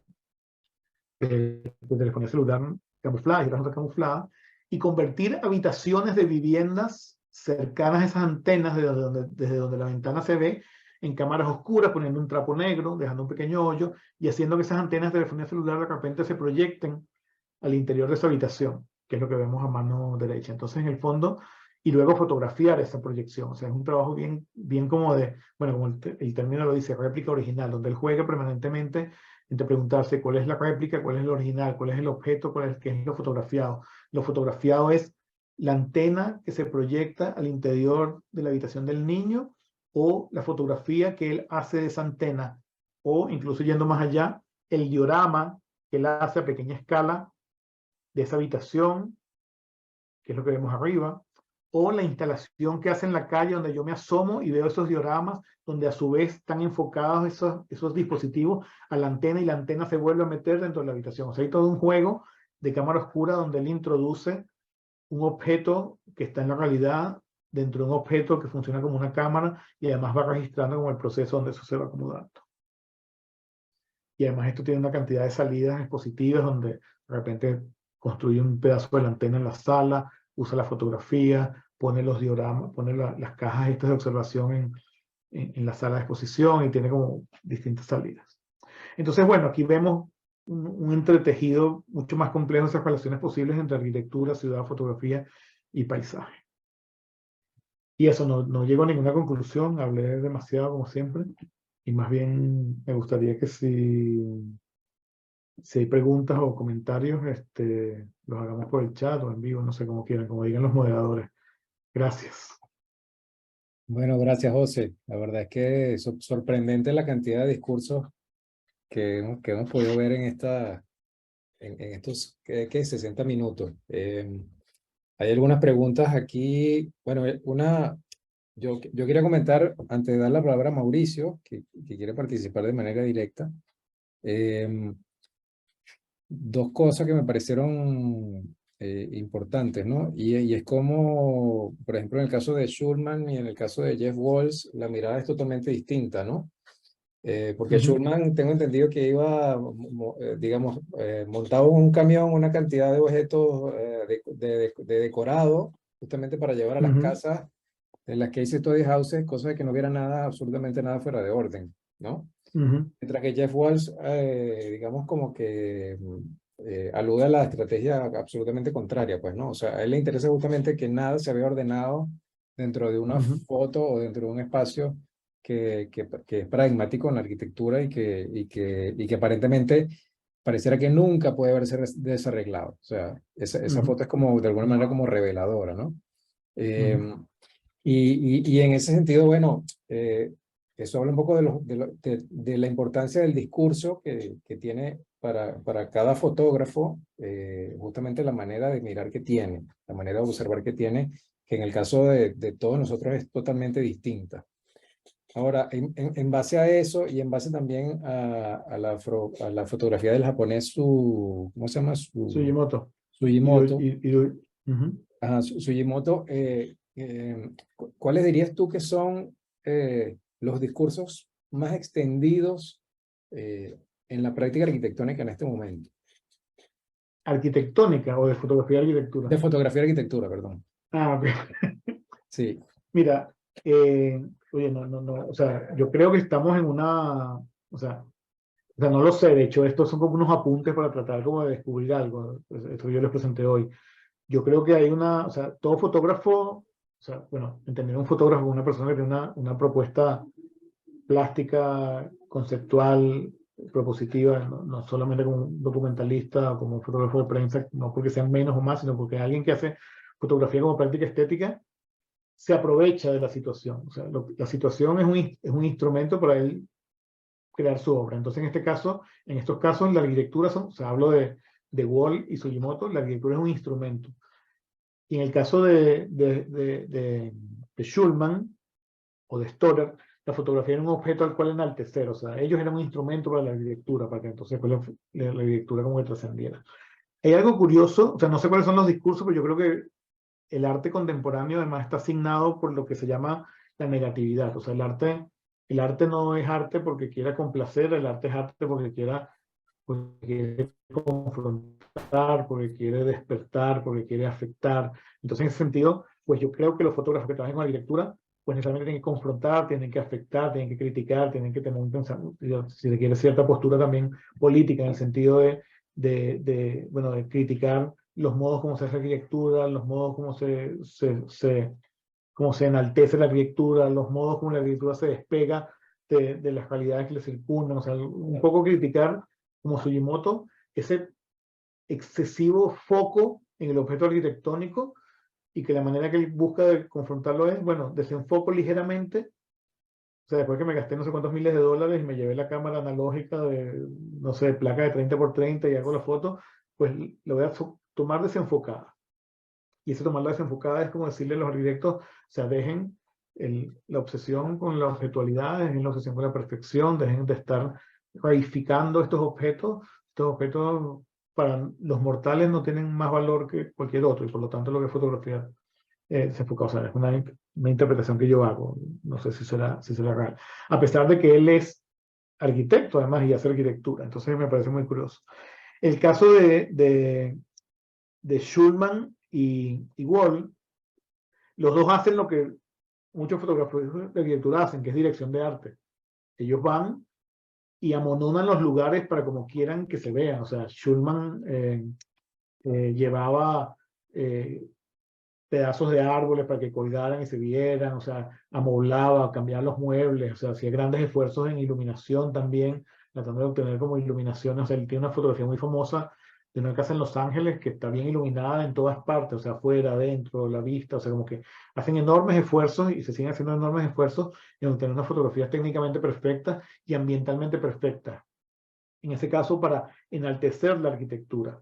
En el caso de Wall, todo lo contrario, él hace un gran esfuerzo, él contrata actores profesionales, o sea, él hace unas extrañas fotografías donde todo está montado buscando verse natural, pero que llegan a un punto que ya no se, que se dejan de ver natural. Uno ve la foto y uno dice, hay algo que me incomoda, o sea, esto está tan pensado que no puede ser natural. Y él hace todo ese esfuerzo para criticar también de nuevo el establishment de la arquitectura, o sea, el edificio más famoso o sea, el edificio más famoso de la arquitectura del siglo XX, lo estamos limpiando, ya va, o sea, y además te la imprime Sí. en 2 metros por 1,20 y te la coloca allí en el museo en una caja de luz para que esa foto o sea, no la olvides. Mm. Entonces creo que obviamente son como, bueno, o sea, creo que en general el arte contemporáneo ataca, o sea, el arte contemporáneo confronta. Yo creo que los fotógrafos que hacen fotografía como práctica estética necesariamente atacan y confrontan. A ver, Mauricio tenía una pregunta. Saludos, José Ignacio. La verdad es que Hola, Mauricio. más que solo disfrutar mucho la presentación, me dejó con muchas incertidumbres que a lo mejor no somos capaces de responderle en esta ventana de oportunidad, pero igualito quiero poner algunas sobre la mesa. Claro. Comenzando, en algún punto hablaste sobre la fotografía a comienzos del siglo XX y cómo representaba la arquitectura y cómo eso evidentemente llevó a la proliferación de ciertos principios y, y valores. Y me recuerda a algunos tipos de arquitectura que quedaron excluidos, como por ejemplo el pabellón de Bruno Todd, que tenía unas atmósferas muy coloridas, pero eso no se logró reconocer y Claro. comunicar en esos tiempos. Ujú. Y, y hoy en día siento que estamos como pasando, no diría una crisis, pero también hay unas dificultades análogas a esa en cómo la fotografía es capaz o comunica ciertos valores arquitectónicos que nosotros consumimos nuevamente y que Ujú. Ujú. la tecnología como que determina cómo lo hacemos. Por ejemplo, las plataformas en línea, en las redes sociales, la inmediatez que Ujú. ello conlleva. Entonces, Ujú. como una de las cosas que me pregunto es ¿cuál es ese rol hoy en día que tiene el fotógrafo? ¿Qué responsabilidad tiene sobre la producción arquitectónica a la hora de ser crítico y de producir unas representaciones que sean capaces de no nada más comunicar la forma, como ya lo había señalado, y invirtiendo la tortilla de alguna manera, más que hablar de la responsabilidad del fotógrafo, hablo ahora de la responsabilidad del arquitecto, particularmente cuando hablaste de la fotografía como una herramienta de proyecto. Ujú. Me quedó pensando en, bueno, ¿cuál es el chiste de hacer un render que sea fotorrealista? Se convierte más, me recuerda al virtuosismo de ese finales del siglo XIX, de Ujú, nada más como, ay, mira, soy capaz de representar la realidad, pero ¿qué ujú, chiste tiene eso? Que, ¿cómo podemos convertirlo en algo que me quedo con una cita que tuya en esta presentación, o sea, de imágenes que ya no nos hablan de los objetos, sino de verdaderas experiencias espaciales más ujú, complejas? Y bueno, ¿qué ujú, podemos aprender de esos fotógrafos críticos como ese Sugimoto ujú, y cómo podemos involucrar esas formas de pensar en nuestros procesos de proyecto? ujú. Son cosas que me están pasando ahorita por la cabeza. Nuevamente, gracias, José Ignacio. No, gracias a ti, Mauricio. Oye, no sé si hay una respuesta para todo eso. Sí creo que hay o sea, yo creo que no, debemos de dejar de pensar también en como que lo que los demás hacen como un instrumento para nosotros, o sea, o para que nosotros hacemos. O sea, si Sugimoto hace fotografías desenfocadas, no es porque nosotros con eso tengamos que hacer algo, eh, más allá de pensar por qué lo hará, o sea, o sea, por qué hay un esfuerzo en uno de los fotógrafos top del mundo contemporáneo de mostrarnos eso. O sea, ¿qué está diciendo? O sea, como que su responsabilidad como artista es hacernos pensar, nuestra responsabilidad es pensar y después ver con ese pensamiento qué hacemos, cómo lo llevamos a nuestra práctica. No creo que haya una cosa más directa que eso. Este, por otra parte, y sobre todo efectivamente, cuando tantos fotógrafos de arquitectura se esmeran actualmente en que la foto les salga absolutamente enfocada, porque realmente, o sea, el tema del foco es casi un fetiche en la fotografía de arquitectura contemporánea, cuando antes habían profundidades de campo menores, o sea, como que no importaba que no fuera tan perfecta, se jugaba un poco más y ahora como que mientras más brillante, crujiente y enfocada esté la fotografía, parece que es mejor. Que tiene que ver también un poco, como yo decía en algún momento, ¿qué nos pueden enseñar los fotógrafos de arquitectura contemporánea? Bueno, nada, nos pueden enseñar a conocer ciertos aspectos formales del edificio y espaciales, pero no mucho más, porque es como que el fotógrafo de comida nos enseña pues, supuestamente se ve la hamburguesa que nos vamos a comer en el restaurante y después cuando nos la sirven es muy distinta. Y yo suelo decir en muchos momentos que los mejores arquitectos del siglo XX fueron los fotógrafos de arquitectura. Yo creo que a todos nos ha pasado que hemos visitado edificios que hemos visto antes por fotos y como que el edificio como que le falta, sale como la hamburguesa, ¿no? Está como medio aplastado, medio torcido, frío, se salió lechuga, está chocando salsa, bueno, le pasa lo mismo al edificio. Entonces el fotógrafo de arquitectura es una suerte como de instrumento mediático, o sea, utilizado por los medios de comunicación de la arquitectura para mostrar lo mejor posible y ese es su trabajo, o sea, no podemos pensarlo distinto de un fotógrafo de automóviles, de hamburguesas, de moda o de otra cosa, en el sentido, cuando trabaja para la industria arquitectónica, ese es su rol. Ahora, que hay otros fotógrafos que tratan de mostrar otras cosas, bueno, yo creo que en un sentido como un sentido como de intermedio, yo creo que Iwan Bang es un caso interesante porque él insiste en ese discurso de mostrar la arquitectura y su persona, ¿no? Y ni siquiera la arquitectura y su persona. La arquitectura y las personas que normalmente no están incluidos en esa arquitectura, como el señor que barre la calle, el que riega las plantas, el chino que vive en el edificio al lado del edificio famoso, u otros casos los niños que les da lo mismo y están jugando ahí en un edificio porque les interesa jugar. Entonces yo creo que ahí, bueno, ahí, o sea, no se trata de que ahora todos vamos a hacer las mismas fotografías de Iguan Bang, porque además, bueno, o sea, hay un nivel técnico y un nivel de conocimiento muy específico, o sea, pero que sí que tratemos de ver más allá del objeto, ver más allá de la caja. Creo que sería interesante. Ujú. Gracias, Mauricio. Aquí hay un comentario de Matías Pintó, no sé si lo conoces, Ujú, más a manera de comentario, que dice que son interesantes también aquellas representaciones de la arquitectura en proyecto, que se fijan como inicio e ideal una fotografía más cotidiana para hacerse más creíbles, reales y casuales. Los renders ujú, realistas, que no solo requieran ciertas condiciones ambientales, también producen una situación.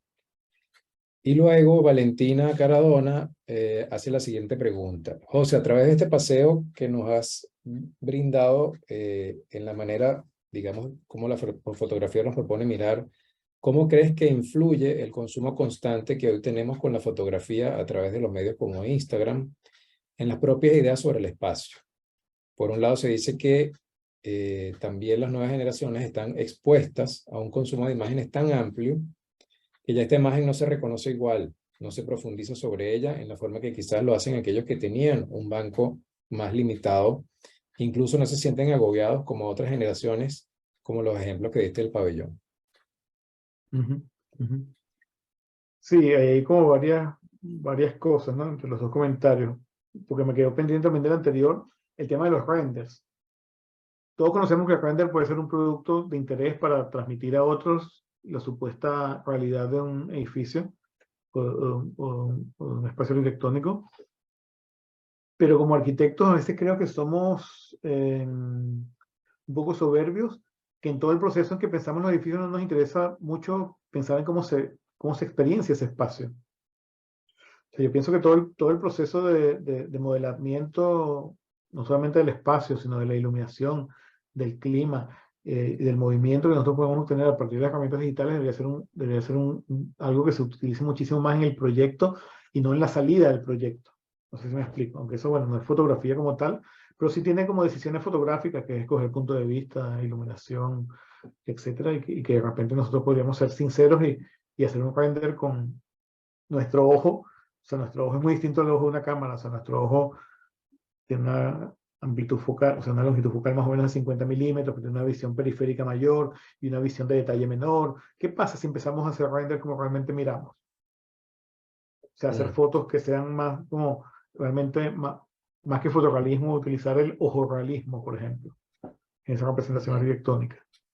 Y a ver si así experimentamos realmente cómo se ve el espacio. No sé, son como cosas que no nos ocurren. Y sobre lo otro que comentaba Valentina, bueno, si estamos bombardeados y que realmente ese bombardeo nos define nuestro imaginario. O sea, es sabido que el imaginario se construye a partir de lo que vemos y lo que vivimos. Bueno, a partir de lo que vemos y lo que vivimos todos los días, en ese bombardeo de imágenes estamos también llenando nuestro banco de vivencias, de cosas que probablemente después vamos a usar, aplicar, decidir, interpretar. O sea, como que si una persona a principios del siglo XX veía, no sé, 50 imágenes al día, que ya es bastante, nosotros vemos miles. Entonces, ¿cómo nos afecta eso? No lo sé, o sea, no soy psicólogo social, pero sí me preocupa la situación, ¿no? Tenemos aquí otra persona que quiere hacer algún comentario. Adelante.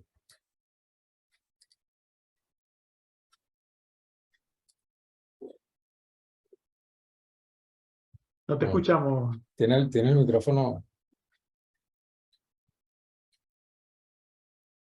A ver. Ahora sí, Ahora sí, ahora sí. ahora sí me escucho. Sí. Buenísimo. ¿Cómo estás, Iván? Fui yo ¿Qué el que escribí tal? el comentario. ¿Qué tal? ¿Cómo te va? Bien, fino. José Ignacio, qué pertinente esta charla que estás haciendo ahora. Soy profesor ahorita en la Unidad X y estamos haciendo precisamente una experiencia. A través, usamos la fotografía precisamente como herramienta para representar el espacio, y más que el espacio es la atmósfera. Y nos interesa como mucho el tema de la percepción personal de cada quien. Entonces, en todo el proceso que hemos llevado en el semestre, como que nos hemos preguntado, y quizás yo también te lo pregunto ahorita, ¿qué es lo que genera o qué es lo que hace que un fotógrafo de arquitectura sea un fotógrafo de arquitectura? Porque hay como un punto desde donde fotografías, un momento desde donde fotografías y otro hacia dónde. Obviamente, siempre que fotografiamos un edificio, estamos fotografiando arquitectura, pero todo fotografía de un edificio es fotografía de arquitectura. Y también el desde dónde es como esa postura que tiene el arquitecto de ser minucioso, no sé, del detalle, de la composición, de las líneas, de dónde encajan. Pero entonces, bueno, también un fotógrafo de retratos podría ser un fotógrafo de arquitectura. Entonces ahí como que en ese juego desde dónde fotografiamos y hacia dónde fotografiamos hemos estado como en el semestre tratando de entender la representación del espacio y la representación de la atmósfera a través de la fotografía, y se nos ha hecho como bastante interesante también ver, no sé, y aquí pongo como una notica aparte que no sé, el 60, 70, 80% de las fotografías son verticales ahora, son como por el tema del celular, pues como que los chamos que tienen celular y no tienen como esta pericia con la cámara fotográfica, bueno, se aproximan a la fotografía desde el celular y salen como estas fotografías verticales. Eso es como una anécdota, pero básicamente la pregunta es eso: ¿qué es lo que hace un fotógrafo de arquitectura ser un fotógrafo? ¿Es lo que fotografía o es desde donde se fotografía? Mira, fotógrafo de arquitectura, como decía antes, como decir, fotógrafo de moda, de autos, no sé, o sea, y la fotografía de arquitectura, como toda fotografía que tiene un destino comercial, sin que esa palabra sea usada peyorativamente, que un destino es un trabajo, pues, o sea, tiene unas técnicas y tiene como unas convenciones. Entonces esas convenciones tienen que ver con que las verticales sean paralelas, que el horizonte esté a la altura del ojo, que no sé qué, que patatín, que la luz, que trate de compensar la luz exterior con la luz interior, o sea, una cantidad de cosas que hacen que una fotografía sea una fotografía de arquitectura como las que publican las publicaciones de arquitectura y que no se aleje demasiado de la fotografía de bienes raíces, por ejemplo. Eso suena mal, pero es cierto, es una fotografía útil y descriptiva.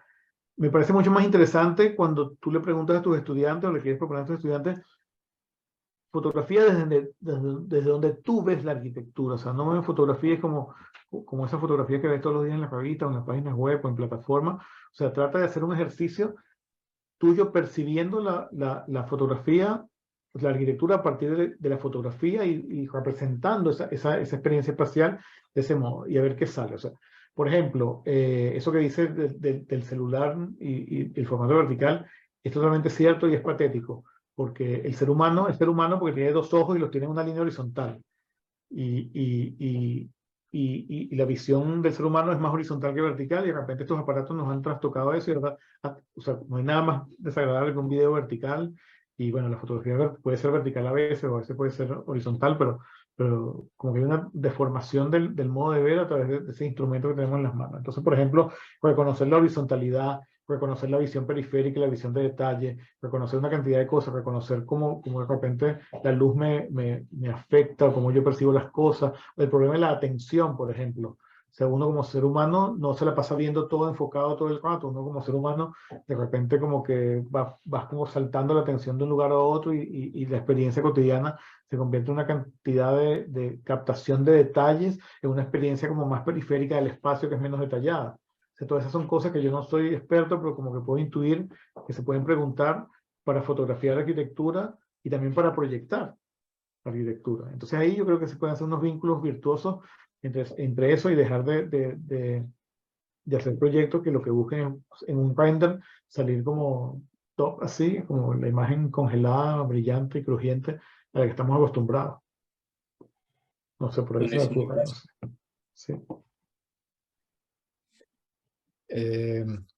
Bueno, a ver, si alguna otra persona tiene algún otro comentario o alguna pregunta. Matías está ahí con la manito levantada hace como 2 horas, Matías, vale, pobrecito. Matías, por favor.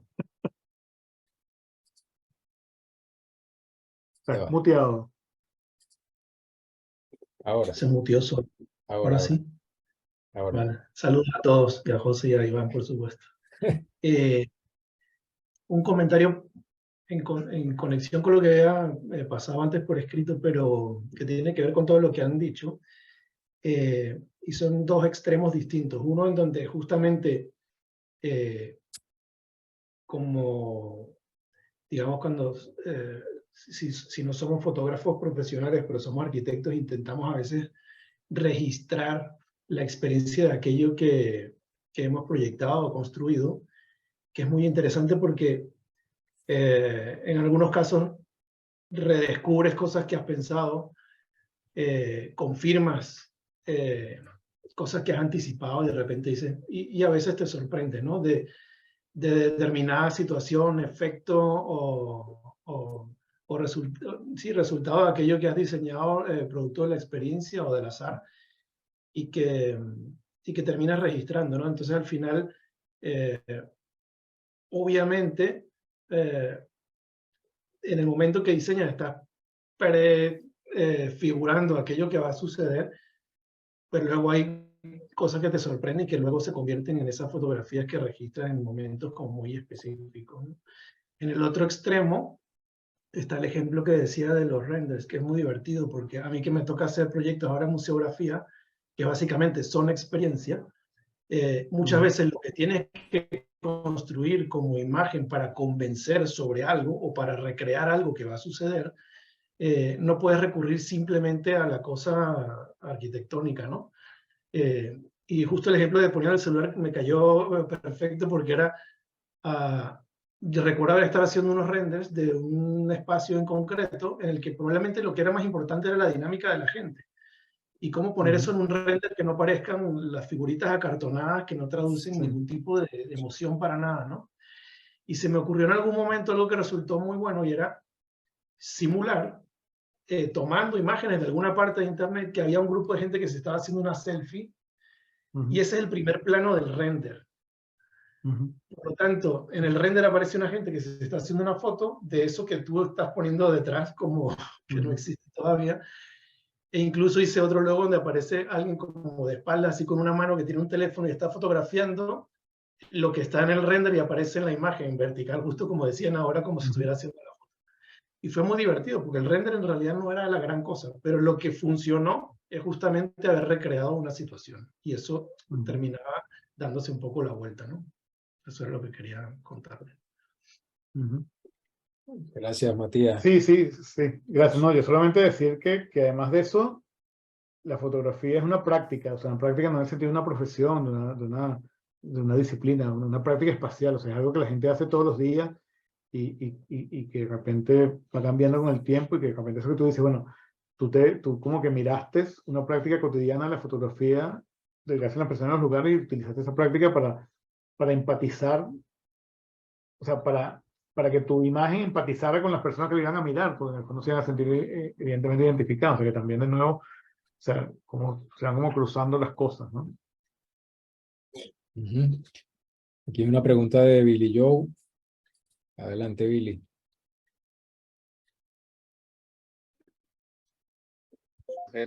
¿Cómo estás?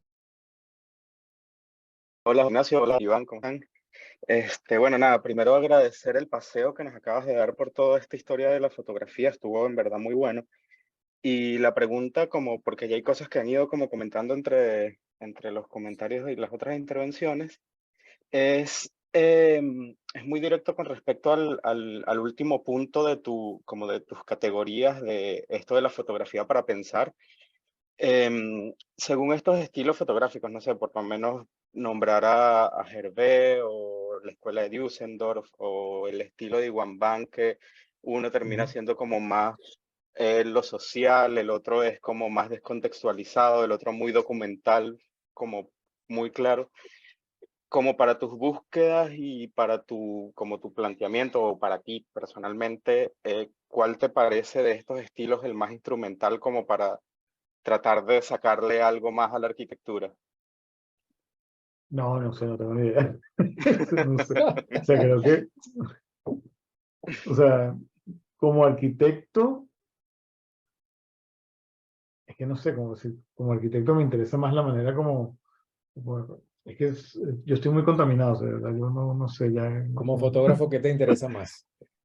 No, es que también depende, o sea, yo creo, o sea, cada uno es magnífico, o sea, esos ejemplos que tú pones, bueno, toda la escuela de Düsseldorf, o sea, técnicamente es magnífica, pero también como que fotográficamente como que cuestionan una cantidad de cosas. O sea, siendo alumnos de los esposos Beca, los dejaron como dinosaurios porque de verdad le dijeron no, o sea, a nosotros no nos interesa documentar, o sea, nosotros sí queremos ser artistas, o sea, los Beca le decían, ustedes no van a ser artistas, van a ser fotógrafos, no, nosotros sí queremos ser artistas, nosotros sí queremos crear, desestabilizar, criticar, decir, entonces ya por ahí, y por no hablar de los esposos Beca, su maestría técnica y el gran trabajo que hicieron de documentar todas esas situaciones y cómo lo documentaron, además. Entonces como que realmente no me puedo decir cuál sea mejor que otro. O sea, yo creo que Hervé es un fotógrafo magnífico como fotógrafo y que equilibra muy bien su interés fotográfico en la representación arquitectónica de una arquitectura, si se quiere, real. O sea, a pesar de que utiliza la arquitectura,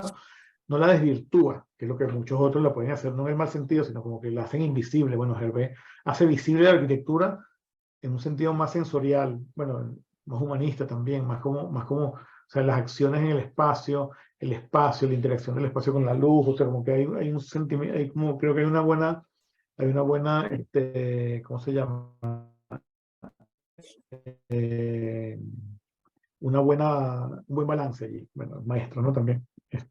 Y creo que es interesante que Le Corbusier haya dado ese reconocimiento y lo haya agarrado en ese momento, además, en los años 50, no es el Le Corbusier de los años 20 ni 30, sino el Le Corbusier de los 50, el que de alguna forma se siente interpretado por Hervé. Ujú. A ver, bueno, no tenemos más preguntas por el chat, ni más comentarios. Bueno, Bueno, Tenías que no. haber puesto alguna foto tuya, José Ignacio. No, sí. Yo soy del Es la- grupo 1. no, eso lo hacemos para la próxima charla. Sí, yo soy. Sí. No, bueno, a Bueno, veces no se desdoblan más cosas, pero no sé. sí, bueno, ¿cómo se llama? Bueno, agradecido a todos por haber venido a esta convocatoria del taller. Agradecido a José Ignacio porque estuvo fantástica la charla. Recordemos que va a quedar montada después en próximas semanas en YouTube, en el canal del Ah, qué Taller bueno. X. eh, Se registra completa y bueno, también queremos invitarlos a las próximas 2 sesiones que son el miércoles de la semana próxima y el miércoles subsiguiente. La semana próxima vamos a tener a Nicolás Valencia y a Yair Estay conversando sobre su proyecto denominado X Formas de hacer arquitectura, y la semana siguiente a el señor que hizo la pregunta anteriormente, a Matías Pintó, hablando sobre Del tecito. sí, sobre la experiencia de su casa y otros temas de arte. Una vez más, bueno, muchas gracias a todos y bueno, nos vemos en la próxima. Chao, Gracias, Iván, muchas José. gracias. Chao a todos los que vinieron. Bueno, qué gusto verlos. Cuídense. Adiós. Saludos, Chao. gracias. Chao, chao. Chao. Saludos, José Ignacio. Felicitaciones.